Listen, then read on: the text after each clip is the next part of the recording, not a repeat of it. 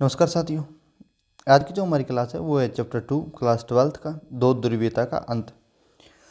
आज हम इस चैप्टर में पढ़ेंगे कि कैसे शीत युद्ध के दौरान जो दो ध्रुव बन चुके थे, दो पोल बन चुके थे, जिनमें से एक था सोवियत संघ और दूसरा था संयुक्त राज्य अमेरिका या अमेरिका, जिसे हमने पढ़ा शॉर्ट टर्म में।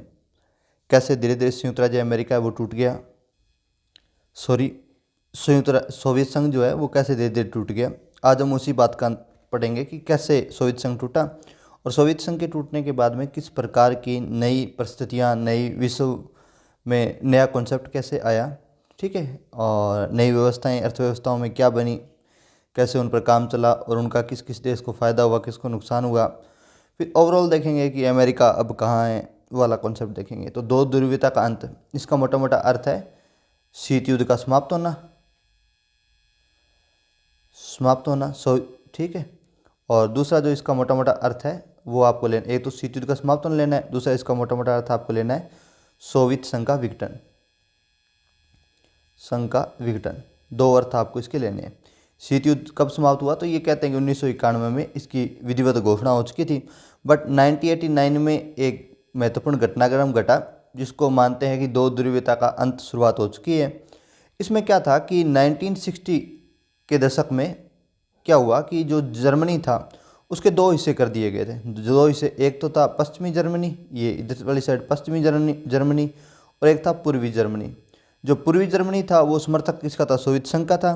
तो यहाँ पे समाज साम्यवादी प्रणाली चल रही थी। और पश्चिमी जो यूरोप था, ये पश्चिमी जर्मनी था, वो किसका समर्थक था, अमेरिका का था या पश्चिमी देशों का था। तो यहाँ पे पश्चिमी देशों की कार्यप्रणाली चल रही थी। कल बात क्या, तो ये वो पूरा घटनाक्रम है कैसे 1989 में पूर्वी जर्मनी में ये दीवार तोड़ी गई आम जनता के द्वारा। किसके द्वारा तोड़ी गई, आम जनता के द्वारा ये दीवार तोड़ी गई। और इस दीवार के टूटने से ये माना गया कि पश्चिमी जो यूरोप है या पश्चिमी जो देश हैं उनका पूर्वी देशों से क्या हो चुका है, मिलन हो चुका है। ये धीरे धीरे पूर्वी जो देश हैं वो साई साई किस में मिल जाएंगे, पश्चिमी देशों में या अमेरिका में मिल जाएंगे।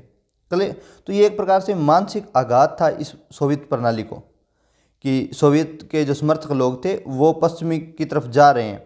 और आप जानते हैं कई बार क्या होता है कि जनता की इच्छाएं होती हैं, वो जनता के अंदर दबी हुई होती हैं। जब कोई उस इच्छा के अनुरूप पहली बार कार्य करता है तो फिर उसके समर्थन में एक जन सैलाब आ जाता है, फिर लोग बहुत ज़्यादा वो कार्य करते हैं। क्लियर बात क्या, जैसे एक चला था कैंपेन मीठू, महिलाओं ने अपने साथ जो दुर्व्यवहार हुआ है उसके बारे में मीठू कैंपेन चलाया था।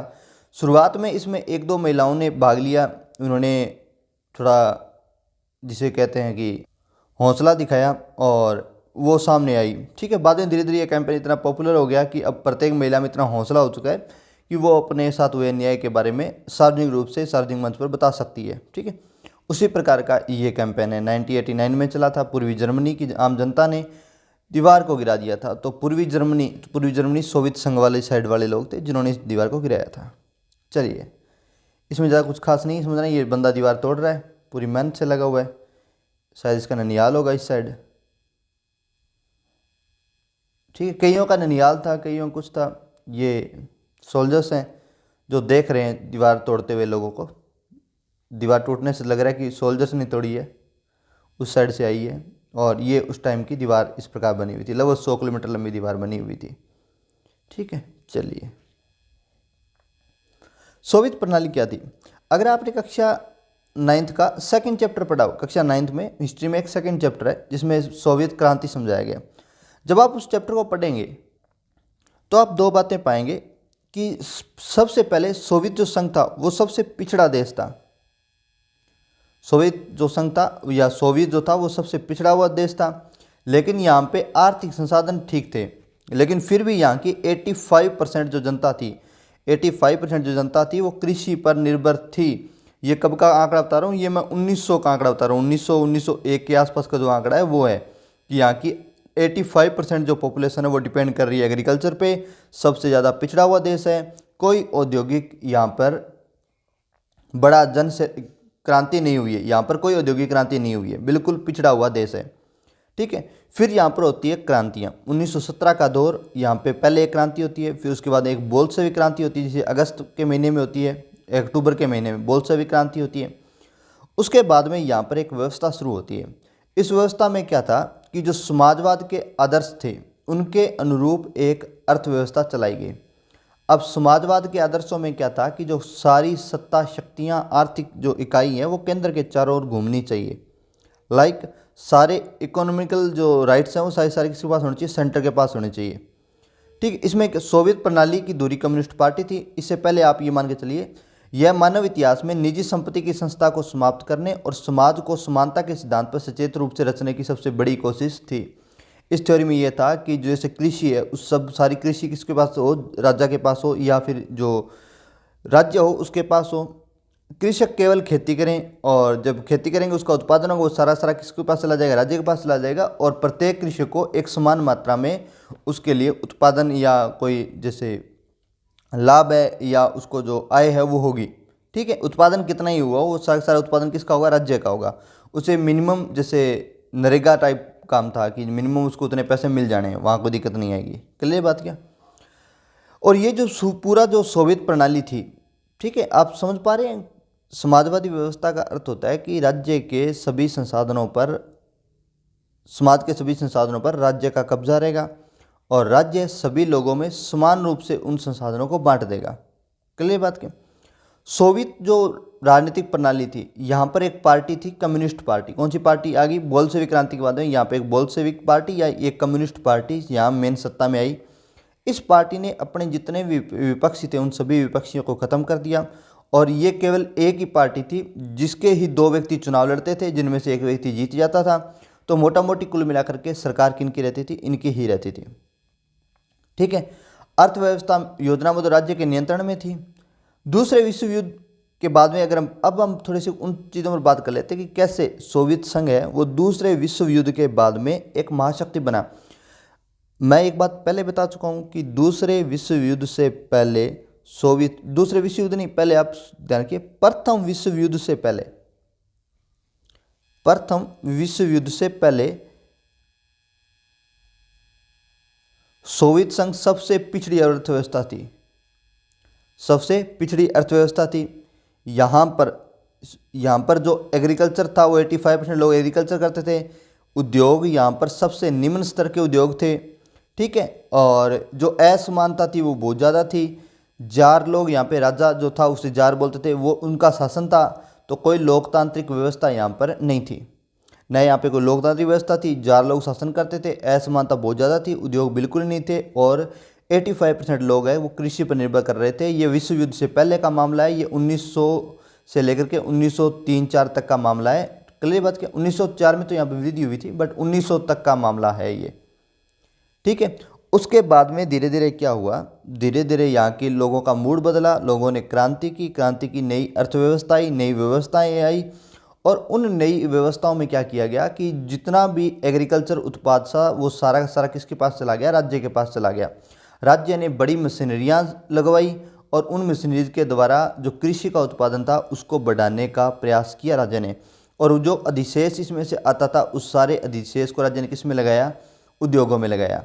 क्लियर बात क्या। तो यहाँ पर अचानक से एक बूम आया और एग्रीकल्चर बहुत बड़ा सुधार हो गया, यहाँ पे उद्योगों का भी बहुत बड़ा क्या हुआ, सुधार हुआ। लेकिन इसके नेगेटिव एस्पेक्ट्स भी बहुत ज़्यादा रहे थे। बट फिर भी हम देखते हैं कि फर्स्ट वर्ल्ड वॉर से सेकेंड वर्ल्ड वॉर के बीच में सोवियत संघ ने अपनी अर्थव्यवस्था को इतना डेवलप कर लिया था कि अब वो एक महाशक्ति बनने की तरफ था। अब वो किसकी तरफ था, एक महाशक्ति बनने की तरफ था।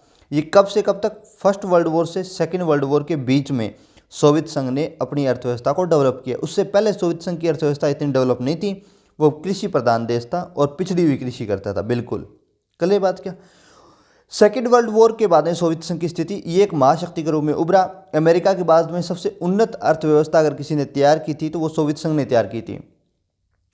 अब सोवियत संघ ने अपने विशाल ऊर्जा संसाधनों का अपने हित में उपयोग करना क्या कर दिया था, शुरू कर दिया था। विशाल खनिज उत्पादक था सोवियत संघ। आज भी प्राकृतिक गैस का और पेट्रोलियम के उत्पादकों में सोवियत संघ, और प्राकृतिक गैस में तो अजर अमर है इस वक्त ये रूस।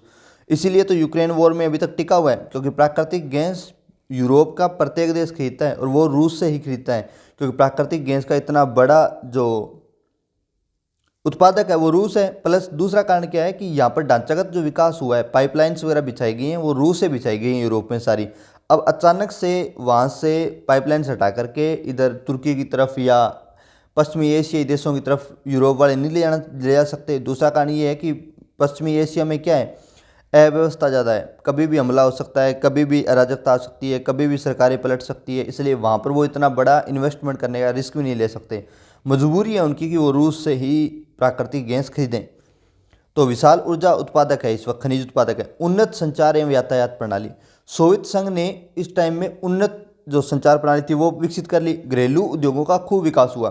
घरेलू उद्योगों का विकास इसलिए हुआ कि जो कृषि अधिशेष जो लोग थे, जो लोग कृषि अधिशेष थे, उनको फिर उद्योगों में लगाया गया। और उद्योग कहाँ लगा दिए गए? उन कृषिगत क्षेत्रों के नज़दीक ही सोवियत संघ में क्या लगाए गए? उद्योग लगाए गए। कृषि उद्योग बड़े भी लगाए गए, बहुत बड़े बड़े उद्योग लगाए गए, और छोटे उद्योग भी लगाए गए। और गुणवत्ता कम थी, इनकी गुणवत्ता क्या थी? कम थी। सोवियत संघ को इसका फायदा क्या हुआ? सोवियत संघ का इसका फायदा ये हुआ कि यहाँ पर बेरोजगारी कम हो गई। बेरोजगारी क्या हो चुकी थी? कम हो चुकी थी। और प्रत्येक हाथ को काम वाला जो मोदी जी का नारा है ना, प्रत्येक हाथ को काम, तो प्रत्येक हाथ को काम यहाँ पे लोगों को मिला। अब जब प्रत्येक हाथ को यहाँ पर काम मिला तो लोगों का जीवन स्तर सुधर गया। और लोगों का जीवन स्तर सुधरने का ये फायदा हुआ कि अब लोग ऐसी व्यवस्थाओं के समर्थक बन चुके हैं। कल बात क्या, अब लोग क्या बन चुके हैं? ऐसी अर्थव्यवस्थाओं के या ऐसी व्यवस्थाओं के समर्थक बन चुके हैं। जैसे 1900 अपने मानते हैं कि 20 से लेकर के 1939 या 40 तक मान लेते हैं, चलो इन 20 सालों में जब कोई एक आम देश एक महाशक्ति बन जाता है, लोगों का जीवन स्तर सुधार देता है, अपने नागरिकों का जीवन स्तर सुधार देता है, जब ये बात विश्व के अन्य देशों में फैली, विश्व के अन्य देशों में फैली, तो विश्व के अन्य अल्प विकसित और विकासशील जो देश थे उनके लिए अब एक आदर्श बन चुका है। कौन? सोवियत संघ। उनके लिए अब एक आदर्श कौन बन चुका है? सोवियत संघ बन चुका है। कि सोवियत संघ ने एक ऐसी नई व्यवस्था बना दी। पूंजीवादी व्यवस्था थी, अमेरिका पावर में था, ब्रिटेन पावर में था, फ्रांस पावर में था, और उन सबकी पूंजीवादी अर्थव्यवस्था थी। सोवियत संघ ने एक नई अर्थव्यवस्था लोगों को बताई जिसका नाम था समाजवादी अर्थव्यवस्था। और इस अर्थव्यवस्था के दम पर सोवियत संघ ने 20 सालों के अंदर अंदर खुद को एक महाशक्ति के रूप में स्थापित कर दिया था। अब विश्व समुदाय में इसके प्रति एक सकारात्मक दृष्टिकोण विकसित हो चुका था। सोवियत संघ था, उसकी औद्योगिक स्थिति इतनी उन्नत हो चुकी थी कि अब वो छोटी से छोटी कार से वो ये सुई से लेकर के बड़ी से बड़ी कारें भी अपने यहाँ बनाता था। लेकिन उनकी गुणवत्ता उस लिहाज से नहीं थी। उसकी गुणवत्ता कम होने के दो कारण थे। पहला ये कारण था कि उसमें प्रतिस्पर्धा नहीं थी। सोवियत संघ के लोग जो उत्पादन आते थे उनके लिए बाजार केवल सोवियत संघ ही रहा। दूसरा, उनके लोगों को उस बाजार में वो एकल उनके उद्योग ही थे मेन पावर में, तो उनके खिलाफ कोई बड़ी निजी कंपनी थी नहीं। इसलिए उन लोगों ने गुणवत्ता पे कम ध्यान दिया और उत्पादन पे क्या दिया? ज़्यादा ध्यान दिया। फिर भी एक न्यूनतम बेसिक जो सुविधाएं थी वो उन लोगों ने सुनिश्चित कर ली। सरकार शिक्षा, स्वास्थ्य आदि बुनियादी सुविधाएं उपलब्ध करवाती थी। बेरोजगारी नहीं थी, स्वामित्व राज्य का था। कल बात क्या? ऐसी एक आदर्श प्रणाली सोवियत संघ में चलनी शुरू हो गई है। बट धीरे धीरे इस प्रणाली में कुछ दुविधाएं भी होने लगी। उनमें से सबसे बड़ी दुविधा क्या थी कि नौकरशाही का क्या बढ़ने लग गया था? प्रभाव बढ़ने लग गया था। कल बात, क्योंकि सभी चीज़ों पर कब्जा किसका था? राज्य का था। अब राज्य का कब्जा है तो राज्य किससे काम चलवाएगा? नौकरशाहों से, ब्यूरोक्रेसी से। ब्यूरोक्रेसी मतलब समझ गए, अफसर वगैरह जो लोग होते हैं, इनसे काम चलाएगा। और इनका प्रभाव राज्य में बढ़ने लग गया। और नागरिकों की स्वतंत्रता में कमी। सोवियत संघ ने 1920 से लेकर के 1940 तक का जो अपना विकास किया था, उसमें जिस चीज़ का बलिदान दिया था उन लोगों ने, वो था नागरिकों की स्वतंत्रता। वो लोकतांत्रिक मूल्यों के बिल्कुल खिलाफ हो चुके थे। वो लोकतांत्रिक मूल्यों को मानते ही नहीं थे। मतलब उनके लिए वो लोकतांत्रिक मूल्य थे, बट वर्तमान उदारवादी समाज में वो लोकतांत्रिक मूल्य नहीं थे। एक ही पार्टी है, जनता को चुनने का अधिकार नहीं है, उसी में से एक बंदा चुनना है, तो ये बिल्कुल गलत था। दूसरा, काम के घंटे निश्चित नहीं थे। लोगों को मतलब बहुत ज़्यादा काम करना पड़ता था। ठीक है, ये भी एक रीज़न था। और उनके फंडामेंटल राइट्स का खूब उल्लंघन हुआ, खूब सारा उल्लंघन हुआ।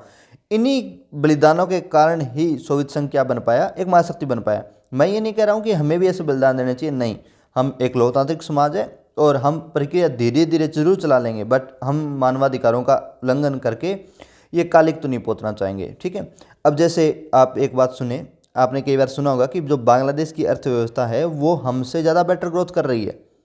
वो इसीलिए ज़्यादा बेटर ग्रोथ कर रही है कि वहाँ पर जो श्रमिक लोग हैं, जो मजदूर लोग हैं, उनके लिए कोई राइट्स नहीं है। उनके राइट्स का खूब उल्लंघन होता है। क्लियर बात क्या? लेकिन भारत में ऐसा नहीं है। तो इसलिए कंपनियों के लिए जो बांग्लादेश है वो ज़्यादा पूंजीवादी लोगों को इन फंडामेंटल राइट्स से मतलब ही नहीं है, उनको तो लाभ से मतलब है। तो उनके लिए वो आदर्श जगह बनी हुई है। बट फिर भी हम लोग इस बात से खुश हैं कि हम अपने नागरिकों को स्वतंत्रता दे पा रहे हैं, उनको लोकतांत्रिक मूल्य दे पा रहे हैं।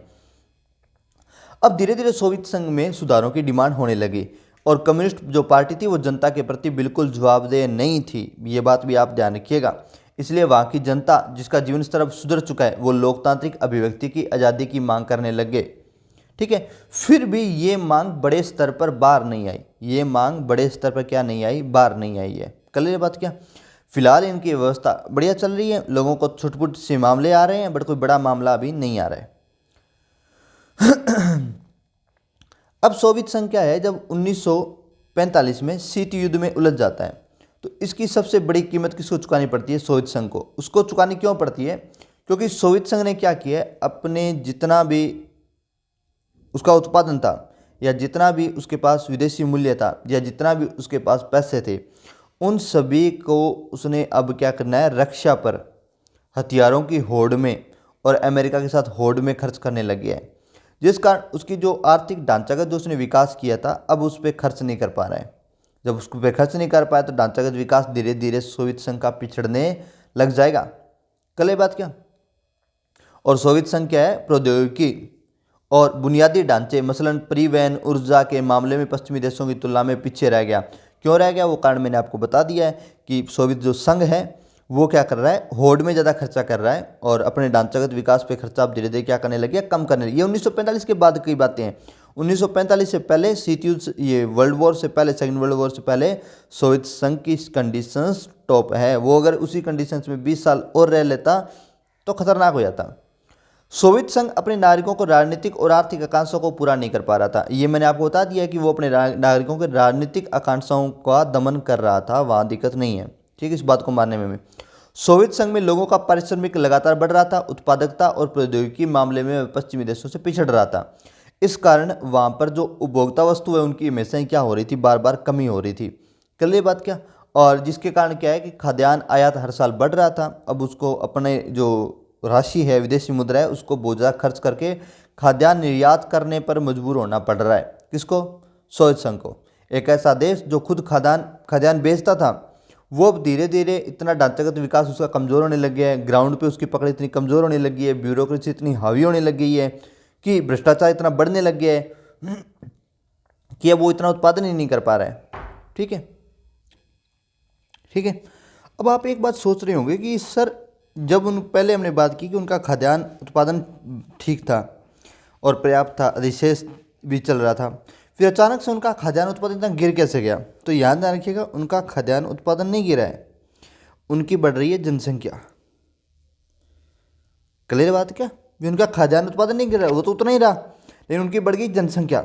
अब खाद्यान्न उत्पादन में क्या आ गया, खाद्यान्न उत्पादन में आ गया ठहराव, क्योंकि 1970 के आसपास, 1970 के आते आते अब वो नए इंफ्रास्ट्रक्चर डेवलप कर नहीं पा रहा है सोवियत संघ, और उसकी अर्थव्यवस्था में क्या आ गया, एक ठहराव आ गया है। यहीं से उसकी बाजी हारनी शुरू हुई है। 1970 से पहले पहले तक अमेरिका पावर में उतना ज़्यादा नहीं था जितनी खतरनाक रूप से सोवियत संघ ने शीत युद्ध में अपना दबदबा बनाया था। इसलिए शीत युद्ध के पास बड़ा क्षेत्र था, अमेरिका से कई गुना बड़ा क्षेत्र शीत युद्ध में सोवियत संघ के पास रहा था, और सबसे ज़्यादा विकास प्रौद्योगिकी में किसने किया था, सोवियत संघ ने किया था। लेकिन वो केवल होड़ थी, उसके लिए ढांचागत विकास उन लोगों का तैयार नहीं था। अब इस ठहराव में लोगों में क्या है, एक प्रकार का असंतोष फैलने लग गया। और दूसरा एक और हम कारण चर्चा करेंगे, शायद इस चैप्टर में ही कर लेंगे, वरना अगले चैप्टर में हम इस कारण की भी चर्चा करेंगे। गोर्बाचेव और सोवियत संघ का विघटन। मिखाइल गोर्बाचेव जो 1985 में सोवियत संघ के नए राष्ट्रपति बने, इन्होंने व्यवस्था को सुधारने की कोशिश की। व्यवस्था को सुधारने के लिए, क्योंकि इनका मानना था कि जो सोवियत संघ के लोग हैं वो हमारी पहली प्रायोरिटी होनी चाहिए, उनका जीवन स्तर सुधारना हमारी प्रथम प्रायोरिटी होनी चाहिए। ठीक है, और अमेरिका से प्रतिरोध करना, प्रतिस्पर्धा करना हमारी प्राथमिकताओं में होना ही नहीं चाहिए, मतलब हमारी लिस्ट चेकलिस्ट में नहीं होना चाहिए। ठीक है, इसलिए ये चाहते थे कि सूचना प्रौद्योगिकी के क्षेत्र में क्रांति लाई जाए। ठीक है, और उसमें सुधार किया जाए। दूसरा ये चाहता था कि पश्चिमी देशों के साथ संबंधों को सुधारा जाए। तो गोर्बाचेव क्या चाहता था, प्रौद्योगिकी में इनमें क्रांति लाई जाए, इनमें सुधार किए जाए, पश्चिमी देशों के साथ संबंध को सुधारा जाए, सोवियत संघ को लोकतांत्रिक देश बनाने पर क्या दिया जाए, जोर दिया जाए।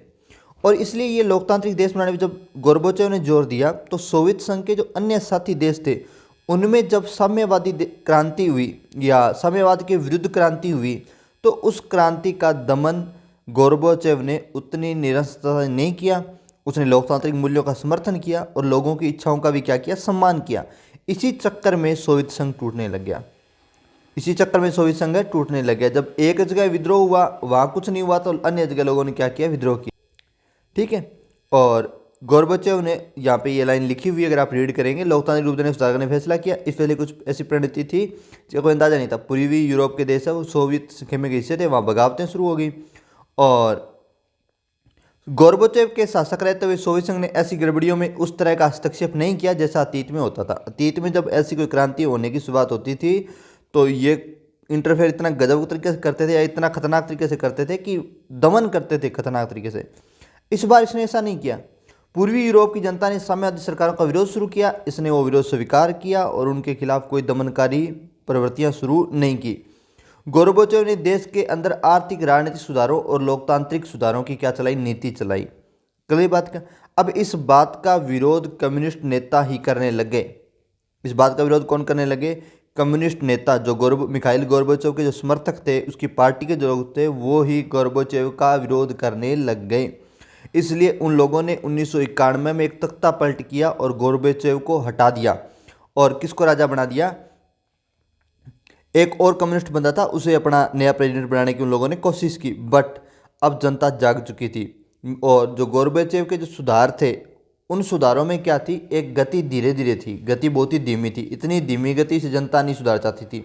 वो जनता जो 1920 से 1940 तक 20 साल में एक देश को महाशक्ति बनवा सकती है, अब वो जनता इतने धीरे धीरे सुधारों के समर्थक में नहीं थी। ठीक है। एक तख्ता पलट की कोशिश की उन लोगों ने और गोर्बाचेव को हटाने की कोशिश की, बट उनकी ये चाल चली नहीं। जनता ने इसका बड़ा तगड़ा प्रतिरोध किया। ठीक है। और मैंने आपको बताया कि यहाँ पे जो सुधार थे बहुत ही धीरे धीरे हो रहे थे, इसलिए जनता में थोड़ा एक असंतोष इसके कारण भी था कि गोर्बाचेव थोड़ी जल्दी सुधार करे। लेकिन जब तख्ता पलट की कोशिश की गई तो जनता को लगा कि जो थोड़े बहुत सुधार हो रहे हैं वो भी चले जाएंगे हाथ से। इसलिए जनता ने कम्युनिस्टों की उस पद्धति के विरुद्ध एक तगड़ा प्रतिरोध किया। येल्त्सिन नाम का एक बंदा था, येल्त्सिन नाम का एक बंदा था जिसने इस तख्ता पलट का नेतृत्व किया। और बाद में क्या हुए, यहाँ पे आम चुनाव हुए जिसमें येल्त्सिन के समर्थक पार्टी है वो जीत चुकी थी। कल बात क्या, और येल्त्सिन ने केंद्रीकृत नियंत्रण को मानने से क्या कर दिया था, इनकार कर दिया था। ठीक है। केंद्रीकृत नियंत्रण का मोटा मोटा मतलब है कि सारी पावर है वो सेंटर में, रूस गणराज्य में रहने की बात उसने अस्वीकार की और उसने सारे राज्यों को शक्तियां देने का क्या किया, समर्थन शुरू किया।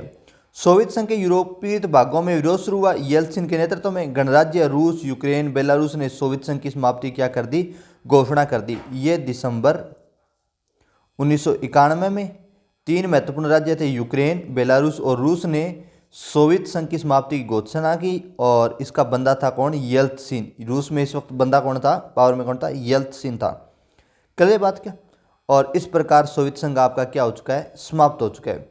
इन लोगों ने स्वतंत्र राज्यों के राष्ट्रकुल के गठन का विचार रखा। और अब हम पढ़ते हैं कि इसके विघटन के बाद में क्या परिणाम निकले या सोवियत संघ में क्या बदलाव आए, वो थोड़ा देख लेते हैं। इसके विघटन के बाद में स्वतंत्र राज्यों के एक राष्ट्रकुल का गठन किया गया जिसके सभी राज्य क्या थे, भागीदार बने। और ये एक प्रकार से उन आदर्शों को बचाने की अंतिम प्रयास था। इसमें क्या था कि सोवियत संघ है वो किसी पर अब कब्जा नहीं रखेगा, सभी राज्य संप्रभु हैं, फिर भी हम सब इकट्ठे हैं, एक परिवार हैं। रूस सोवियत संघ का उत्तराधिकारी राज्य घोषित किया गया। रूस को सोवियत संघ का उत्तराधिकारी राज्य घोषित किया गया और ये कहा गया कि जो जितने भी संधियां थी वो और जितने भी दायित्व थे जो सोवियत संघ था उसने किए थे, वादे जितने किए हैं वो सारे के सारे वादे कौन पूरे करेगा, अब रूस पूरे करेगा। ठीक है। और रूस को सुरक्षा परिषद की जो सीट थी वो दी गई। सुरक्षा परिषद समझ के, संयुक्त राष्ट्र संघ में सुरक्षा परिषद है, उसमें 5 स्थायी सीटें हैं, उनमें से एक सोवियत संघ की थी। वो सीट अब किसको मिल गई, रूस को मिल गई। लेकिन रूस को अब ये भी कहा गया कि सोवियत संघ द्वारा की गई सभी संधियों को निभाने का जिम्मा अब आपका ही है। और परमाणु संपन्न राज्य का दर्जा भी किसको मिला, रूस को मिला। और इसी के साथ परमाणु निरस्त्रीकरण का जो कार्यक्रम था वो भी अब किसको चलाना पड़ेगा, वो कार्यक्रम अब रूस को चलाना पड़ेगा। तो इस प्रकार सोवियत संघ का उत्तराधिकारी बनकर कौन आया, रूस आया। सोवियत संघ का उत्तराधिकारी कौन बन चुका है, अब रूस बन चुका है। कब, 1991 में। कल ये बात क्या, चलिए अब हम ये समझने की कोशिश करेंगे कि सोवियत संघ का विघटन क्यों हुआ। हमने पूरा घटनाक्रम देखा, मैं संक्षिप्त में पूरा घटनाक्रम में एक बार फिर आपको रिवाइज करवा देता हूँ। मैंने आपको बताया कि 1920 से लेकर के 1940 तक सोवियत संघ ने बहुत तगड़ा विकास किया, इतना तगड़ा विकास किया कि वो एक महाशक्ति के रूप में उभर चुका है। 1945 से 1970 तक का जो दौर था, सोवियत संघ ने होड़ में अपने ढांचागत विकास पर ज़्यादा खर्चा करने की बजाय सोवियत संघ ज़्यादा खर्चा किस पर करने लग गया है, होड़ पे ज़्यादा खर्चा करने लग गया है, जिसके कारण सोवियत संघ में क्या आ चुका है, एक ठहराव आ चुका है उसकी अर्थव्यवस्था में। 1970 से 1985 तक ये ठहराव इतना ज़्यादा था कि लोगों में ज़्यादा गुस्सा भरने लग गया। 1985 से लेकर के 1991 तक मिखाइल गोर्बेचेव जो था उसने सुधारात्मक कार्य करने की कोशिश की, लेकिन 1991 में एक छोटा सा विद्रोह हो गया। येल्त्सिन ने सरकार संभाल ली है और येल्त्सिन ने विघटन की घोषणा करवा दी है। ठीक है, तो अब सोवियत संघ का क्या हो चुका है, विघटन हो चुका है। चलिए, सोवियत संघ सबसे बड़ी महाशक्ति थी, अचानक बिखर गई। इसके पीछे रीजन ये थे, लोगों की राजनीतिक आकांक्षा को पूरा नहीं कर सका। मैंने आपको बताया था कि सोवियत संघ ने लोगों के जीवन, शिक्षा, स्वास्थ्य का सुधार किया, बेरोजगारी बिल्कुल नहीं थी, लेकिन जो एक चीज़ थी वो थी लोकतांत्रिक मूल्य, वो सोवियत संघ ने लोगों को नहीं दिए। 1970 के बाद में जो सोवियत संघ पिछड़ रहा था, ये बात धीरे धीरे जनता को भी महसूस होने लग गई थी और विश्व के अन्य देशों को भी महसूस होने लग गई थी। विश्व के अन्य देश जो 1920 से 1940 की सोवियत संघ की जो खतरनाक प्रगति थी उसको देख करके साम्यवादी अर्थव्यवस्था के समर्थक हो गए थे। उन्होंने 1970 के सोवियत संघ का जब हाल देखा तो उनको ये बात समझ में आ गई कि इस व्यवस्था में प्रतिस्पर्धा नहीं है, और जब तक इस व्यवस्था में प्रतिस्पर्धा नहीं है तो शुरुआत में इसकी गति तो खूब तेज रहेगी, लेकिन एक टाइम ऐसा आएगा जब इसमें क्या आ जाएगा, ठहराव आ जाएगा। इस व्यवस्था में क्या आ जाएगा, ठहराव आ जाएगा। और वो सोवियत संघ में आया। समाजवादी व्यवस्था की यही तो प्रॉब्लम है, शुरुआत में तेज विकास हो सकता है बट बाद में उसमें क्या आएगा, एक ठहराव आ जाएगा, और उस ठहराव से निकलना बाद में क्या हो जाता है, मुश्किल हो जाता है। ठीक है, अर्थव्यवस्था गतिरोध होना, उपभोक्ता वस्तुओं की कमी, जनता में क्या उत्पन्न हो गया है, एक असंतोष उत्पन्न हो गया है। अधिकांश खर्च वो परमाणु हथियार व सैन्य सामानों पर खर्च कर रहा था। पूर्वी यूरोप के देशों में भी खर्च बढ़ रहा था। पूर्वी यूरोप के देशों को अपनी तरफ अपने हिस्से में मिलाए रखने के लिए, वहाँ पे जो विद्रोह हो रहे हैं उनको दबाने के लिए रूस को खूब क्या करना पड़ रहा था, खर्चा करना पड़ रहा था। एक और इसके पीछे रीज़न था मुझे जो लगा वो ये था कि जो अमेरिकी खेमा था उसमें केवल अमेरिका ही नहीं था, ब्रिटेन भी था, उसमें फ्रांस भी था, उसमें जर्मनी भी था, और ये लोग भी क्या कर रहे हैं, अमेरिका के साथ मिलकर के खूब इन्वेस्टमेंट कर रहे हैं पश्चिमी यूरोप के देशों में। लेकिन यहाँ पूर्वी यूरोप के देशों में अकेला एक ही बंदा इन्वेस्टमेंट कर रहा है, वो कौन है, रूस है। बाकी सारे देशों की अर्थव्यवस्था उतनी डेवलप नहीं है, उतने उद्योग धंधे वहाँ बाकी सारे देशों में है नहीं। सोवियत संघ के सदस्य कम विकसित थे और वे रूस पर ही निर्भर थे। सोवियत संघ के जितने भी सदस्य थे वो कम विकसित थे, सारे के सारे रूस पर निर्भर रहते थे, लेकिन पश्चिमी यूरोप के जो देश थे वो इतने ज़्यादा निर्भर भी नहीं थे। किस पर, अमेरिका पर। यह बात भी आप ध्यान रखिएगा।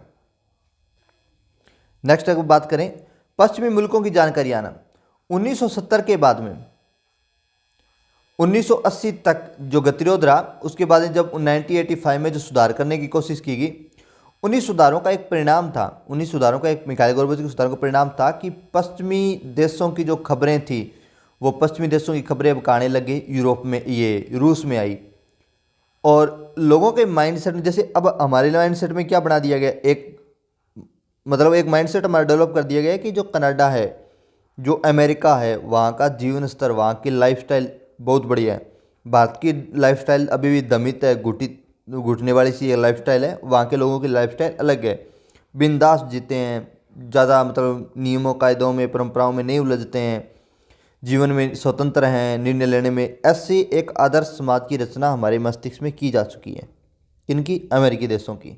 वैसा ही रूस के लोगों के दिमाग में एक आदर्श रचना कर दी गई कि वहाँ के लोगों को भी रोटी कपड़ा मकान मिल रहे हैं, बट वहाँ के लोगों को मिल रही स्वतंत्रता, अपनी बात कहने की, वोट देते हैं, वो राजा को चुनते हैं, वो अपने प्रशासक को चुनते हैं। क्लियर बात क्या? तो इस प्रकार की एक मनोवैज्ञानिक गेम भी अमेरिका ने खेला और उसका फ़ायदा भी अमेरिका को हुआ। वहाँ के लोगों को, रूस के लोगों को एक मानसिक रूप से धक्का लगा कि हम बहुत ही पिछड़े हुए हैं। लोगों को राजनीतिक एवं मनोवैज्ञानिक रूप से धक्का लगा। कम्युनिस्ट जनता के प्रति जवाबदेह नहीं थे, ये तो सबसे बड़ी थी। इसके अलावा गतिरोध प्रशासन, भारी भ्रष्टाचार, अपनी गलतियों को सुधारने में व्यवस्था की अक्षमता, शासन में ज़्यादा खुलापन लाने के प्रति अनिच्छा, देश की विशालता के बावजूद सत्ता का केंद्रीकृत होना, इन सभी कारणों के कारण आम जनता क्या हो चुकी थी, राज्य से अलग थलग पड़ चुकी थी। और सोवियत संघ का क्या हुआ, विघटन हो गया। गोर्बाचेव का जो वादा था सुधार का, उस सुधार ने तो आग में घी डाल दिया।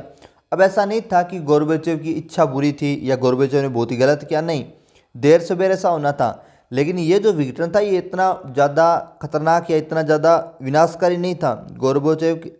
जब आप गोर्बाचेव के समर्थन में लिखेंगे, गोर्बाचेव के समर्थन में लिखेंगे, तो आप ये बात लिखिएगा कि गोर्बाचेव के इन सुधारों की हमें सम्मान देना चाहिए। क्यों? क्योंकि उसका जो ये सुधार थे, इसने उस उबार को, उस गुस्से को, उतना असंतोष को उतना ज़्यादा नहीं बढ़ने दिया। जल्द ही सोवियत संघ अलग हो गया, ये बढ़िया हुआ। अब सोवियत संघ 1991 से लेकर के जब हम 2011 का सोवियत संघ देखते हैं, तो इन 21 सालों 20 सालों में सोवियत संघ ने खुद को, रूस ने खुद को दोबारा एक महाशक्ति के रूप में स्थापित कर लिया है। 2011-14 का जो क्रीमिया संकट था, उस क्रीमिया संकट के समय रूस अकेला था। अमेरिका, पूर्वी यूरोप, पश्चिमी यूरोप के सारे देश थे, उन सभी के खिलाफ अकेले रूस ने क्रीमिया पे कब्जा कर लिया था। उस पर प्रतिबंध लगाए गए थे, पर उसने कब्जा किया। आज हम देखते हैं कि 2022 से आज 2023 पूरा होने की कगार पर है। 2 साल हो गए लगातार यूक्रेन से युद्ध लड़ रहा है रूस, और कहीं नहीं डर रहा है।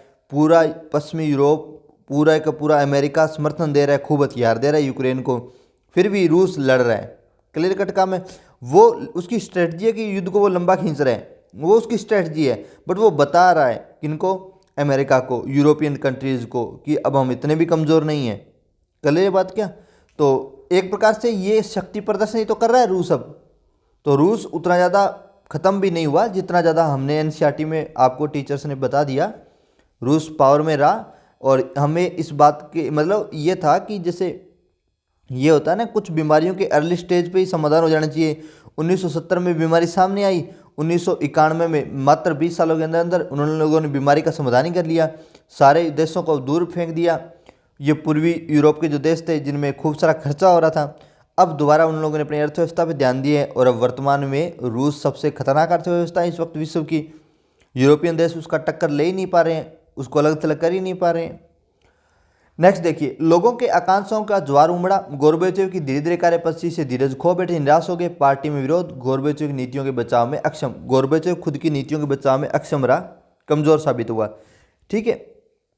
और एक सबसे मेजर फैक्टर जो था वो ये था कि जो सोवियत संघ के अन्य जो गणराज्य थे, लाइक बाल्टिक गणराज्य, Estonia, Latvia, Lithuania, Ukraine, Georgia, इन सभी में राष्ट्रवादी भावनाएं विकसित होने लगी। ये भी कहने लगे कि हमें भी संप्रभुता दो, हम अब रूस, क्योंकि सोवियत संघ का तो नाम है, कब्जा हम पे कौन करके बैठा है? रूस करके बैठा है। रूस सबसे बड़ा गणराज्य था। सोवियत संघ, सोवियत का मतलब होता है प्रांत, प्रांतीय परिषद जो होती है वो। ठीक है, सोवियत का मतलब क्या था? प्रांतीय परिषद। तो बहुत सोवियत संघ मतलब प्रांतों का संघ, राज्यों का संघ, यही तो अमेरिका का अर्थ है। बट ये रूसी लैंग्वेज में सोवियत बोलते हैं, रूसी लैंग्वेज प्रांतों को, तो देखना वो प्रांतों का संघ ही है। तो यहाँ पे बहुत सारे प्रांत है, लाइक यूक्रेन है, एस्टोनिया, लातविया, लिथुआनिया, सारे सोवियत संघ में शामिल थे। इनमें सबसे पावरफुल गणराज्य जो था उसका नाम था रूस। रूस इन सभी पे क्या करके बैठा है? कब्जा करके बैठा है। आप पूरी कहानी समझ पाए हैं कि रूस इस वक्त है एक गणराज्य, एक राज्य, जैसे राजस्थान है वैसे एक राज्य है। ठीक है। अब जैसे भारत में 28 राज्य हैं, उनमें से राजस्थान है वो पावर में चला जाए। क्या है कि भारत का जितना भी काम धंधा है वो सारा कौन चला रहा है? राजस्थान चला रहे हैं। राष्ट्रपति को राजस्थान वाले वो कंट्रोल कर रहे हैं, प्रधानमंत्री राजस्थान वाले कंट्रोल कर रहे हैं। तो पूरे भारत पर कंट्रोल इनका राजस्थानियों का ही हो गया एक प्रकार से। उसी प्रकार सोवियत संघ में रूस ज़्यादा पावर में है, तो सभी पर कब्जा किसका हो गया? रूस का ही हो रहा था। इसलिए ये जो देश थे ये रूस के कब्जे के देश नहीं थे, रूस के अंडर में नहीं आते थे, ये सोवियत संघ में आते थे। लेकिन सोवियत संघ में अब संप्रभुता नहीं रही, सोवियत संघ में लोकतांत्रिक मूल्य नहीं रहे, इसलिए इन देशों में भी राष्ट्रवादी भावनाएं विकसित होने लगी। ठीक है। और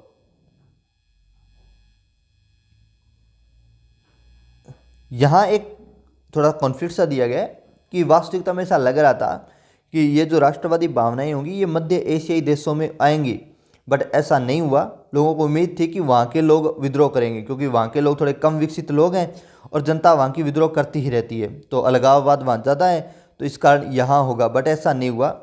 लोगों की उम्मीदों के खिलाफ जो अलगाव आया, जो विद्रोह हुआ, वो पूर्वी यूरोप में हुआ था। ये एक फैक्ट तो जो लाइक थोड़ा सा अलग है। ठीक है। अब हम पढ़ेंगे कि सोवियत संघ के विघटन के क्या क्या परिणाम हुए। सबसे बड़ा परिणाम तो ये था कि शीत युद्ध की क्या हो गई, समाप्ति हो गई थी। दूसरा, विश्व शांति की अब उम्मीद विकसित हो चुकी थी, क्योंकि अब एक ही बंदा है तो अब वो किससे लड़ेगा, समझ पा रहे हो। तो ध्यान रखना, विचारधारात्मक संघर्ष समाप्त हो गया और पूंजीवाद की सर्वश्रेष्ठता साबित होगी। लोगों को पता चल गया कि जो पूंजीवाद है वो सबसे ज़्यादा पावर में है। कल बात की एक और मैं कारण आपको बताता हूं कि क्यों ऐसा हुआ कि लोग अचानक से समर्थक हो गए थे रूस के या साम्यवाद के, पूंजीवाद के लोग इतने ज़्यादा अचानक से खिलाफ क्यों हो गए थे। ये हालांकि यहाँ पढ़ने की वैसे कोई ज़रूरत नहीं होती, इसे जब विचारधारा या टॉपिक समझाया जाता है, पूंजीवाद समझाया जाता है, तब पढ़ा दिया जाता है, बट फिर भी मैं यहाँ पर बता देता हूँ। 1930 में आई थी एक आर्थिक मंदी, विश्व की सबसे खतरनाक आर्थिक मंदी। ठीक है, ये जो सबसे खतरनाक आर्थिक मंदी थी 1930 वाली, इसने पूंजीवाद की कमियां उजागर कर दी थी। और ये खतरनाक मंदी थी, पूरी दुनिया इसमें फंस चुकी थी, कोई भी देश इससे बचा हुआ नहीं था। क्लियर बात क्या।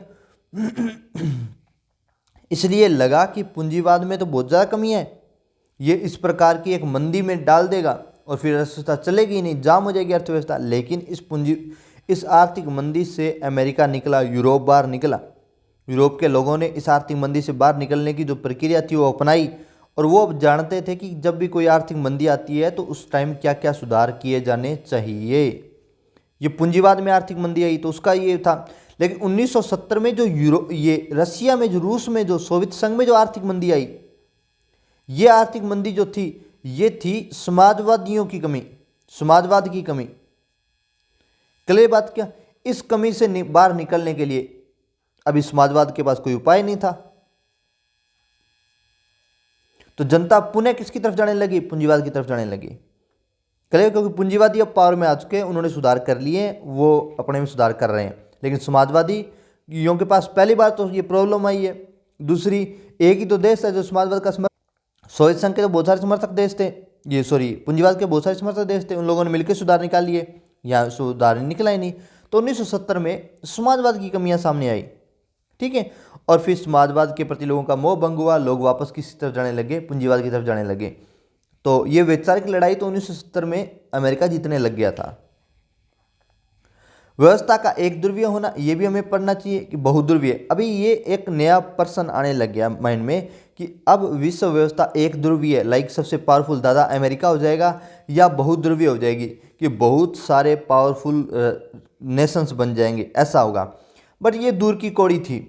लेकिन इसके लिए ऑप्शन एक और ढूंढा गया कि बहुत सारे राज्य अब पावर में तो नहीं आ सकते, बट नए अंतर्राज्यीय संगठन तो बन सकते हैं। जैसे नाटो बना हुआ है, उसी प्रकार कई अंतर्राष्ट्रीय संगठन बन सकते हैं, जैसे यूएनओ बना हुआ है वैसे ही। तो हाँ, कई नए अंतर्राष्ट्रीय संगठन बाद में बने, हम इसको नेक्स्ट चैप्टर में पढ़ लेंगे कि कौन कौन से अंतर्राष्ट्रीय संगठन बाद में बने। अमेरिका महाशक्ति बना, बट इसका रिजल्ट ये था कि अमेरिका ही महाशक्ति बना। पूंजीवाद समर्थित संस्थाओं का बोलबाला बढ़ गया। पूंजीवाद समर्थित संस्थाएं जैसे IMF, वर्ल्ड बैंक,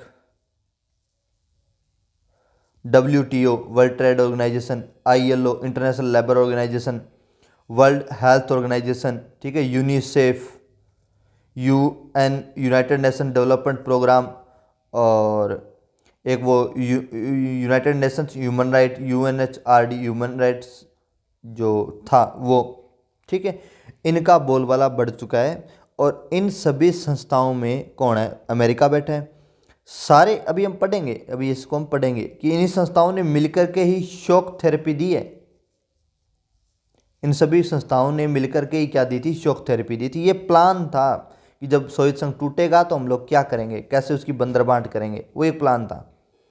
उदारवादी लोकतंत्र की धारणा विकसित हुई। ये माना गया कि एक उदारवादी लोकतंत्र ही जनता की आकांक्षाओं को, उम्मीदों को शांत रख सकता है, वरना देर सवेर विकास तो हम तेज गति से कर लेंगे, बट देर सवेर यही होगा कि व्यवस्थाएं टूट जाएंगी। नेक्स्ट है, नए देशों का उदय हुआ। इन देशों में नाटो में, यूरोपीय संघ में शामिल होने लगे थे। तो ये हम पाएंगे कि Kazakhstan, Uzbekistan, Turkmenistan, Azerbaijan, Kyiv, Ukraine, Belarus, और ये एस्टोनिया, लातविया, लिथुआनिया, ये सारे देश क्या हुए हैं, अलग हुए हैं। ठीक है, रूस से ही अलग हुए हैं, सोवियत संघ से अलग हुए हैं। चलिए अब हम पढ़ते हैं शॉक थेरेपी। यहां पे एक वर्ड आएगा, शॉक थेरेपी। ठीक है। और हम पढ़ेंगे कि शॉक थेरेपी जो वर्ड था, अभी हमने पढ़ा कि सोवियत संघ का विघटन क्यों हुआ, उसका नुकसान क्या हो गया उन लोगों को, और अब हम पढ़ेंगे कि शॉक थेरेपी क्या है। क्लास थोड़ी सी लेंथी हो रही है बट फिर भी चलो कोई बात नहीं। चलिए, शॉक थेरेपी शब्द का अर्थ होता है आघात पहुंचाकर उपचार करना। ठीक है, आघात पहुंचाकर क्या करना, उपचार करना। सोवियत संघ के विघटन के तुरंत बाद में ही गिद्ध की तरह ये जो नए देश बन रहे थे, वो सभी देश करना चाहते थे खुद में सुधार। उन देशों ने जब खुद में सुधार करने के लिए देखा कि अब हमें कौन नया देश या नई व्यवस्था जो हमें समर्थन दे सकती है, हमें सुधारों को लागू करवा सकती है, तो फिर वो नई संस्थाओं में आए, ये अंतर्राष्ट्रीय संस्थाएं, ये सारी सारी मिल करके, ये झुंड था गिद्धों का। IMF, World Bank, WTO, ILO, International Labour Organisation, World Health Organisation, UNICEF, United Nation Development Programme, और UNHR एक और था, यूनाइटेड नेशन ह्यूमन राइट्स का कोई मामला था। ठीक है, और खुद यूएनओ खुद, ये सभी संस्थाओं ने मिलकर के, और इनमें से भी सबसे ज़्यादा खतरनाक संस्थाएं कौन सी थी, तो विश्व बैंक और अंतर्राष्ट्रीय मुद्रा कोष, ये दो सबसे खतरनाक संस्थाएं थी। इन संस्थाओं ने क्या किया, इन संस्थाओं ने मध्य एशिया, कहाँ के देश, मध्य एशिया के जो देश थे और पूर्वी यूरोप के जो देश थे, जो रूस से समर्थित देश थे, उन देशों को कहा कि अब तुम लोगों को अपनी अर्थव्यवस्था समाजवाद से किस तरफ ले जानी चाहिए, पूंजीवाद की तरफ ले जानी चाहिए। कल ये बात क्या, और इसमें खुद रूस भी इनके चक्कर में फंसा था, खुद रूस भी इनके चक्कर में फंसा। किनके चक्कर में, विश्व बैंक और अंतर्राष्ट्रीय मुद्रा कोष के चक्कर में फंसा, और इन लोगों को कहा गया कि आप अपनी अर्थव्यवस्था को पूंजीवाद की तरफ लेकर जाइए, समाजवाद की तरफ से हटा करके। और इसे क्या कहा गया, उन लोगों ने शॉक थेरेपी कहा गया। इन लोगों ने कहा कि देखो भाई, शुरुआत में तुम लोगों को प्रॉब्लम बहुत होने वाली है, बट फिर तुम लोग, मतलब ये होता है इंजेक्शन लगता है ना, शुरुआत में दर्द होता है, बाद में तुम स्वस्थ हो जाओगे तो फिर तुम फिट हो जाओगे। इसलिए इन लोगों ने कहा कि तुम अपनी सारी मिल्कियत, अब जब इन लोगों ने कहा कि हम लोग क्या देंगे, तुम लोगों को फंड देंगे बहुत सारा, जिससे तुम अपनी अर्थव्यवस्था को सुधार सकते हो। तो जब इन लोगों देशों ने कहा कि कैसे दोगे, तो इन लोगों ने कहा कि तुम अपनी मिल्कियत का क्या कर दो, प्रभावी रूप से निजी स्वामित्व कर दो। मतलब अपने राज्य ने जितने भी एग्रीकल्चर अपने पास कब्जे में कर रखी है, एग्रीकल्चर लैंड, जितने भी उद्योग करके, उन सभी उद्योगों का निजीकरण कर दो। ठीक है, और राज्यों को खोल दो, किसके लिए, अंतर्राष्ट्रीय व्यवस्था के लिए। अब इसमें फ़ायदा क्या है, इसमें फ़ायदा अमेरिका का है कि अमेरिका के पास उद्योग तगड़े हैं, उसको बाजार चाहिए, और जब पूर्वी यूरोप के देश अपना बाजार खोल देंगे अमेरिका के लिए, तो अमेरिका खूब सारा व्यापार करेगा यहाँ पर। ठीक है, और अंदर तक घुस जाएगा अमेरिका इनके राज्यों में।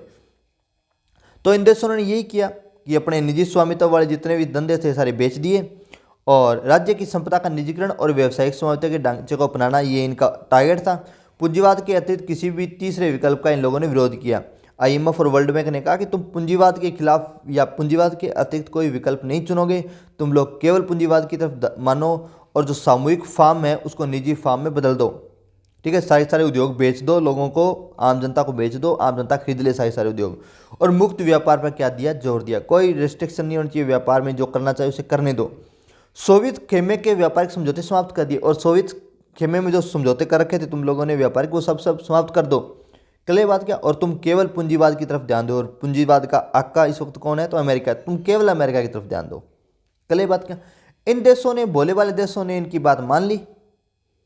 ठीक है, अब इन लोगों ने अपनी जो अर्थव्यवस्था थी वो निजी करनी शुरू कर दी। अब निजी अर्थव्यवस्था करनी शुरू की, तो इन लोगों ने अपने जब उद्योग धंधे बेचे, इन बेचारे देशों को ये पता ही नहीं था कि उद्योग धंधे खरीदेंगे कौन, उद्योग धंधे खरीदेंगे बड़े उद्योगपति। अब बड़े उद्योगपति है ही नहीं तुम लोगों के पास, क्योंकि समाजवादी राज्य हो तुम लोग, तो बड़े उद्योगपति तुम लोगों के पास है कहाँ, है ही नहीं तुम लोगों के पास बड़े उद्योगपति।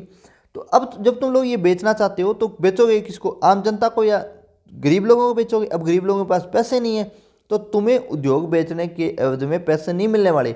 एग्रीकल्चर तो तुम चलो मान के दे दो, लोगों को दे दो, बांट सकते हो, तो वहाँ भी तुम लोगों को पैसे तो नहीं मिलने वाले ना। ठीक है, बट इन लोगों ने कर दी बंदर बांट। ठीक है, अब इसका परिणाम क्या हुआ, इसका परिणाम ये हुआ शॉक थेरेपी का। शॉक थेरेपी का मतलब क्या होगा, उद्योगों का निजीकरण कर देना, कृषि का निजीकरण कर देना, सारे जो कृषि है वो जनता में बांट देनी, और अपनी अर्थव्यवस्था को खोल देना विदेशियों के लिए। ठीक है, और इसके अलावा पूंजीवाद को अपना लेना, और IMF से खूब सारा पैसा ले लेना, ये इनके तरीके थे। वादा अनुरूप इसके परिणाम नहीं निकले, अर्थव्यवस्था तहस नहस हो गई थी। जो अर्थव्यवस्था उनकी समाजवाद पे टिकी हुई थी वो पूरी पूरी चौपट हो गई। जो वादा इन IMF और वर्ल्ड बैंक ने किया था वो वादा बिल्कुल कारगर साबित नहीं हुआ।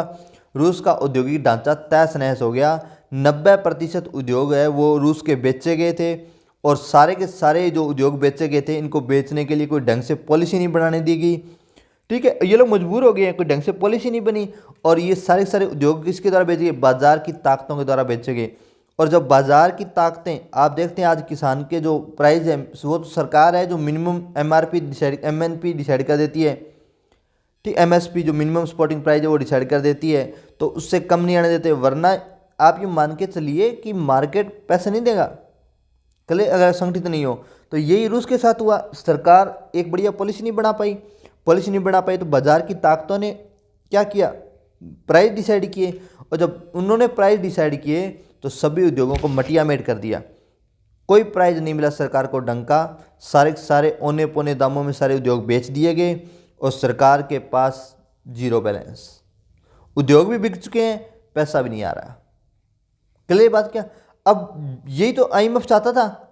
IMF को पता था कि इनके पास बड़े उद्योगपति है ही नहीं, क्योंकि समाजवादी अर्थव्यवस्था है तो बड़े उद्योगपति इनके पास है ही नहीं, तो ये जब बेचेंगे तो इनके पास पैसे आएंगे नहीं। ये बात खुद IMF जानता था। अब इन लोगों को पैसे के लिए किसके पास हाथ फैलाने पड़ेंगे? IMF और वर्ल्ड बैंक के पास। अब वो चाहेंगे अपने अनुरूप इनकी अर्थव्यवस्थाएं करना, वो अपने फायदे के लिए इनकी अर्थव्यवस्थाओं को अपने अनुरूप कर लेंगे। उनको पता था ये बातें। तो इतिहास की सबसे बड़ी गैराज सेल मानी जाती है, बड़ी सेल मानी जाती है किसकी? रूस की। रूस ने जो उद्योगों को बेचा तो इतिहास की सबसे बड़ी से सेल माना गया। यहाँ रूस ने थोड़ा ये कहा कि प्रत्येक व्यक्ति को एक अधिकार पत्र दे दिया गया कि तू इसके द्वारा, मतलब जितने भी उद्योग थे, जैसे मान के चलिए 10 करोड़ के उद्योग हैं और 10 करोड़ ही हमारी जनसंख्या है मान के चलते हैं, तो एक बंदे को 1 रुपये का एक अधिकार पत्र दे दिया गया कि तू इसके द्वारा अपना उद्योग खरीद सकता है, या अपना ये अधिकार पत्र किसी को बेच भी सकता है। तो इन लोगों ने अपने अधिकार पत्र वो बेच दिए। तो इन लोगों ने सोचा, रूस ने, कि आम जनता भी अपने उद्योग वगैरह खरीद पाएगी, उनको भी थोड़ा राइट्स मिल जाएगा। बट ऐसा नहीं हुआ, कालाबाजारी होगी, और विदेशी मुद्रा में जो रूबल थी उसमें खूब गिरावट आई, मुद्रास्फीति बढ़ गई। मुद्रास्फीति कैसे बढ़ती है? जब अचानक से जनता के पास खूब सारा पैसा आ जाता है, जब अचानक से जनता के पास क्या आ जाता है? खूब सारा पैसा आ जाता है, तो फिर राज्य में क्या बढ़ती है? मुद्रास्फीति बढ़ जाती है। कल बात क्या? जैसे कोई भी चीज़ फ्री में दे देते हैं तो फिर मुद्रास्फीति बढ़ती है। उसमें क्या होता है कि जनता इतना वेल मैनेज तो कर नहीं पाती है पैसे को। जब जनता वेल मैनेज कर नहीं पाती है तो उसका खर्च बढ़ जाता है जनता का। जब खर्च बढ़ जाता है तो मांग बढ़ जाती है, मांग बढ़ जाती है लेकिन सप्लाई नहीं बढ़ती है, तो फिर वस्तुओं का मूल्य बढ़ जाता है। तो जो जनता को पैसा मिला वो पैसा जनता का हाथ से उनसे निकल ही जाता है, क्योंकि जनता क्या करती है? खरीदने की कोशिश करती है। प्राइस बढ़ चुके हैं, और जब जनता बढ़े हुए प्राइस पे खरीदती है तो उसके जितने जो अतिरिक्त पैसे उसको मिले हैं वो खर्च हो ही जाएंगे उसके। जैसे मान के चलिए जनता के पास 10 रुपये थे और 10 रुपये की एक सिगरेट आती थी, अब प्राइस बढ़ चुकी, जनता के पास 20 रुपये हो चुके हैं, लेकिन अब सिगरेट का मूल्य भी कितने रुपये हो चुका है? 20 रुपये हो चुका है। जनता को फायदा होगा? नहीं फायदा होगा। कल बात क्या? ये मुद्रास्फीति है। 10 रुपये वाली वस्तु 20 की होगी, ये मुद्रास्फीति है। जनता के पास 10 रुपये थे, अब 20 रुपये हुए। क्लियर बात क्या? अब 10 रुपये के 20 रुपये कैसे हुए? 10 रुपये पहले जनता के पास थे और बाद में 10-10, अब सभी के पास 10-10 रुपये थे, तो प्राइस 10 रुपये था एक सिगरेट का। अब सरकार ने सभी को 10-10 रुपये और दे दिए, तो अब बार्गेनिंग होगी, मोल भाव होगा, तो ये बंदा भी ज़्यादा पैसे देने को तैयार है, ये बंदा भी ज़्यादा पैसे देने को तैयार है, क्योंकि ये अतिरिक्त जो 10 रुपये थे इनकी वैल्यू ये लोग नहीं समझ रहे हैं, तो ये अतिरिक्त पैसे देने को तैयार है। और जब अतिरिक्त पैसे देने को तैयार है तो इनका प्राइस भी 10 रुपये बढ़ गया। कल बात क्या? जब इनका प्राइस बढ़ जाएगा तो फिर जनता को फायदा होगा ही नहीं। तो ऐसा यहाँ हुआ, मुद्रास्फीति बढ़ गई और रूबल का जो मूल्य था वो गिर गया। अंतर्राष्ट्रीय स्तर पर जो रूबल थी उसका मूल्य गिर गया, और जमा पूंजी लोगों की क्या हो चुकी है? खत्म हो चुकी है। जब मुद्रास्फीति बढ़ती है तो लोगों की जमा पूंजी खत्म हो जाती है। जैसे मान के चलिए आपने 1 लाख रुपए जमा किए अपनी बेटी की शादी के लिए या कोई भी जो काम था उसके लिए, और जब आप 1 लाख रुपए का सामान खरीदने के, मुद्रास्फीति बढ़ चुकी है, जितना सामान आपने सोचा था कि 1 लाख का आएगा उतना सामान अब आया नहीं। ठीक है, तो आपको अतिरिक्त पैसा लाना पड़ेगा या अतिरिक्त पैसा खर्च करना पड़ेगा, तो ये मुद्रास्फीति होती है। चलिए एक और मैं थोड़ा ढंग से समझाता हूँ मुद्रास्फीति क्या होती है। एग्जैक्ट में मुद्रास्फीति का मोटा मोटा अर्थ होता है कि वस्तुओं का जो मूल्य होता है वो बढ़ जाता है, वस्तुओं का मूल्य बढ़ जाता है, वो मुद्रास्फीति होती है।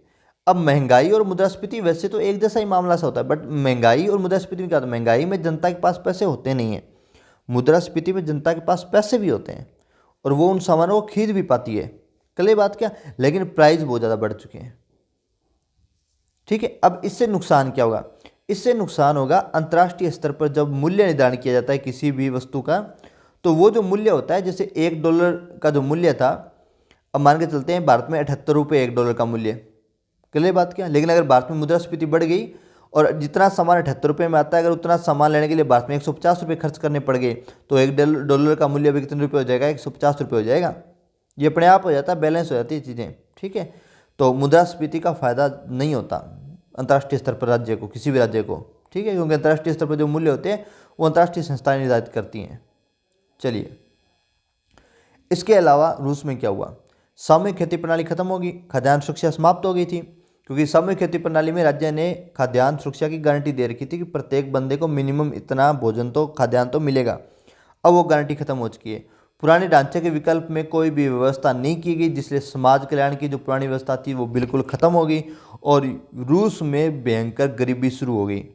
इतनी भयंकर गरीबी शुरू हो गई कि रूस में जयराम पैसा उभरा। आप जानते हो माफिया, रशियन माफिया इस वक्त वर्ल्ड में सबसे खतरनाक माना जाता है। रशियन जो गैंग्स होती हैं वो सबसे खतरनाक मानी जाती है, मतलब आपने फिल्मों वगैरह में सुना ही होगा। तो वो डीलर्स एक वर्ग उभर गया रशिया में, क्योंकि अब अराजकता ही ऐसी है। आर्थिक विषमता की खाई थी वो इतनी भयंकर हो गई थी कि अब लोगों में क्या है कि वापस वही दिन लोगों के आ चुके हैं।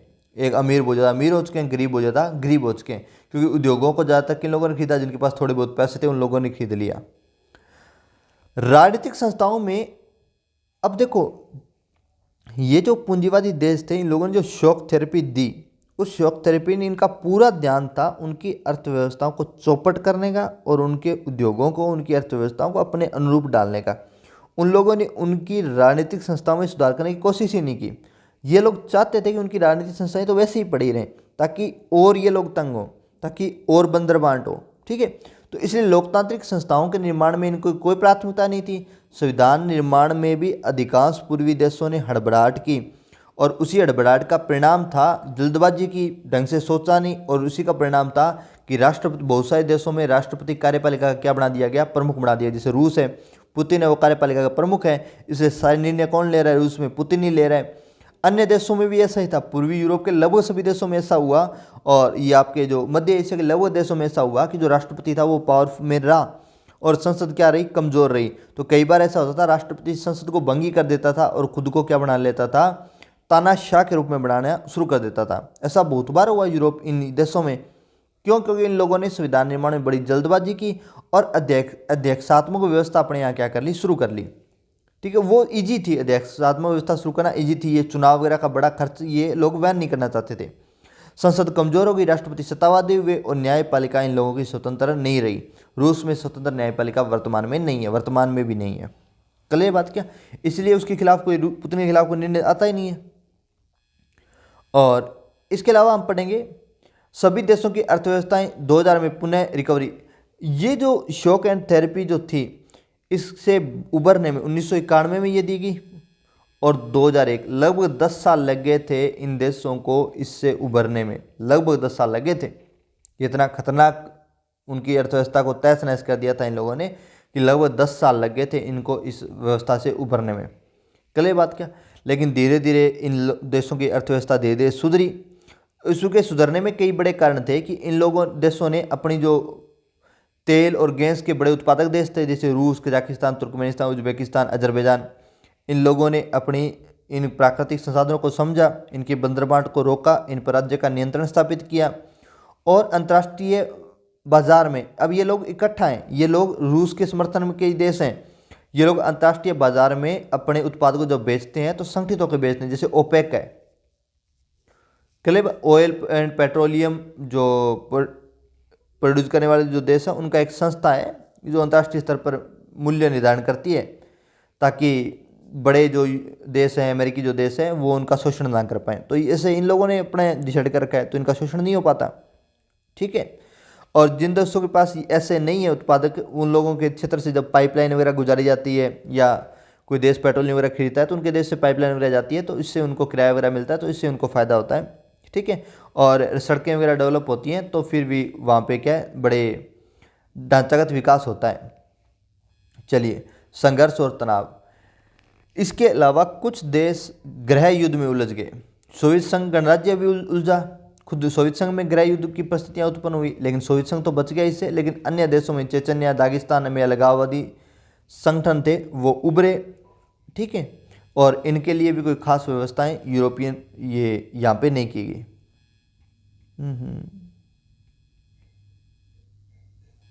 चलिए, ये बाकी इसमें कुछ नहीं है। अब आपको ये पढ़ना है पूर्वी साम्यवादी देश और भारत। चलिए, अगर आप भारत के संदर्भ में देखना चाहें, रूस पूर्वी साम्यवादी देश अर्थात रूस और भारत, तो हम ये मानते हैं कि रूस हमारा सबसे बड़ा मित्र रहा है। हमारे यहाँ शीत युद्ध के दौर में भिलाई, बोकारो, विशाखापट्टनम के जितने भी, और भारत हैवी इलेक्ट्रॉनिक्स जो बेल है, BHEL है, इन सभी उद्योगों को स्थापित करवाने में रूस का बहुत बड़ा योगदान है। ये सार्वजनिक क्षेत्र की कंपनियां हैं, और रूस ने जब हमारे पास विदेशी मुद्रा की कमी थी तो रूस ने हमसे हमारी ही मुद्रा में व्यापार करने पर सहमति, रुपये के माध्यम से व्यापार करने पर सहमति दी थी। तो रूस हमारा अच्छा आर्थिक दोस्त रहा है। राजनीतिक स्तर पर भी, कश्मीर के मुद्दे पर भी रूस ने हमारा समर्थन किया बहुत बार। 1971 के भारत पाक युद्ध में भी रूस ने हमारा समर्थन किया है, और हमारी विदेश नीति का भी अप्रत्यक्ष रूप से और प्रत्यक्ष रूप से कई बार उसने समर्थन किया है। तो इसलिए हम भी उसका समर्थन करते हैं। अब हम अच्छी कंडीशन में हम लोग, अब जब रूस के पक्ष में खड़े होते हैं तो रूस को भी लगता है कि हाँ, अपना बड़ा भाई, मतलब एक छोटा भाई अपना फेवर में बड़ा हो चुका है। सैन्य समाज, अब हम ब्रह्मोस मिसाइल हम लोगों ने रूस के साथ मिलकर बनाई है। इसके अलावा हमारे बहुत सारी पनडुब्बियाँ हैं, स्कॉर्पियन पनडुब्बीज हैं, और भी कई पनडुब्बीज हैं जो रूस के द्वारा डेवलप की गई हैं। हमारे INS विक्रांत जैसे बहुत सारे जहाज़ हैं, वो सारे हमें कौन दे रहा है? रूस ही दे रहा है। कल बात के, इसके अलावा हमारा जो पहला ये था रॉकेट लॉन्चर वगैरह था, हमने रूस से ही लॉन्च किया था। ठीक है, और जो राकेश शर्मा जब अंतरिक्ष में गए थे तो वो रूस से ही गए थे। इसलिए सैन्य क्षेत्र में भी रूस ने हमारा बहुत बड़ा सहयोग किया है। अंतरिक्ष के क्षेत्र में, प्रौद्योगिकी के क्षेत्र में रूस हमारा बहुत बड़ा समर्थक रहा है, सहयोग करता रहा है। संस्कृति, हिंदी फिल्मों वाला तो मामला आप लोगों ने पढ़ ही लिया। इसके अलावा हमने 1970 में 71 में एक समझौता कर रखा था रूस से, सामूहिक सुरक्षा का समझौता। इसके द्वारा हमने ये कहा कि अगर हम पर हमला हुआ तो रूस पर माना जाएगा, रूस पर हमला हुआ तो हम पर मान लेंगे हम। ठीक है, ये बात हम भी जानते हैं कि हम पे हमला हो गया तो रूस समर्थन कर देगा, बट रूस पर हमला हुआ है तो हम लोग समर्थन ज़्यादा कर नहीं रहे। बट ये 20 सालों की संधि थी, 1991 तक थी। रूस खत्म, समझौता खत्म। रूस को इस संबंध में सबसे बड़ा फायदा हुआ। भारत रूस का सबसे बड़ा हथियारों का खरीदार है। हमने रूस से S-400 डिफेंस सिस्टम खरीदा है, 1600 करोड़ का है एक, तो 4 खरीदे हैं। अब दे लो, 4800 करोड़ का सौदा किया, 16, 32, 48, 6400 करोड़ का सौदा किया हमने। तो बड़ा अमाउंट खरीद रहे हैं हम रूस से। रूस से हम तेल भी आयात कर रहे हैं। अभी आपने S जयशंकर वाला मामला देखा होगा। S जयशंकर से वो लेडीज पूछ रही थी कि भारत है, जब पूरा विश्व है यूरोप का बहिष्कार कर रहा है, तो भारत यूरोप से क्यों तेल क्यों खरीद रहा है? S जयशंकर साहब ने कहा कि क्यों भाई, हम लोग तो खरीदेंगे, हमारे लिए प्रायोरिटी हमारी जनता है। और रूस से हम, ऐसा तो नहीं है कि आज खरीद रहे हैं, हम पहले भी खरीद रहे थे, अब पहले खरीद रहे थे तो आज भी खरीदेंगे हम उनसे। ठीक है, और हम अपनी जनता के प्रति जवाबदेह हैं ना, तो कोई दिक्कत नहीं है। और खुद यूरोप उनसे प्राकृतिक गैस खरीदता है, बट यूरोप को ये लगता है कि हमारे वाले पैसे तो यूक्रेन वॉर को में नहीं लग रहे, बट भारत जो खरीद रहा है उसके पैसे लग रहे हैं। ऐसा कैसे होगा? पैसे तो दोनों ही दे रहे हैं ना, आप भी तो दे ही रहे हो। और जितना हम एक महीने में खरीदते हैं उतना आप लगभग 4 दिन में खरीद लेते हो। ठीक है, तो आप तो हमसे ज़्यादा उससे खरीदारी कर रहे हो। ठीक है, तो ये बात ध्यान रखना। ये अंतरिक्ष उद्योग में भी जरूरत है, क्रायोजेनिक रॉकेट में लोगों ने हमारी मदद की है। ठीक है, तो ये बात आप थोड़ी सी ध्यान रखिएगा। इसी के साथ हमारा जो ये चैप्टर है सेकंड, 2 ध्रुवीयता का अंत है, वो चैप्टर हमारा होता है समाप्त। हमने इस चैप्टर में पढ़ा कि कैसे रूस की जो बहुत ही सुविकसित डेवलप अर्थव्यवस्था थी उसमें कैसे ठहराव आया। फिर उन लोगों ने जब सुधार करने की कोशिश की तो कैसे बाजी इनके हाथों से निकल गई। और फिर 1991 में जैसे इनकी बाजी हाथों से निकली, कैसे सोवियत ये जो अंतर्राष्ट्रीय संस्थाएं लाइक IMF, वर्ल्ड बैंक, इन लोगों ने कैसे बड़ी चालाकी से बंदरमांड करवाई इनके उद्योगों की, इनकी अर्थव्यवस्था को तहस नहस करवा दिया, और पूंजीवाद आधारित अपने अनुकूल अर्थव्यवस्था इन लोगों की बनाई। और उनके मार्केट में, इनके बाज़ारों में घुस चुके थे ये लोग। अभी भी इनके बाज़ारों में ये लोग घुस चुके हैं। हम नेक्स्ट चैप्टर में ये लोग चीज़ पढ़ेंगे। ठीक है, इसी के साथ हमारी आज की क्लास यहीं समाप्त होती है। क्लास थोड़ी लेंथी होगी, बट फिर भी माफ़ कीजिएगा। पढ़ते रहिएगा साथियों। जय हिंद, जय भारत।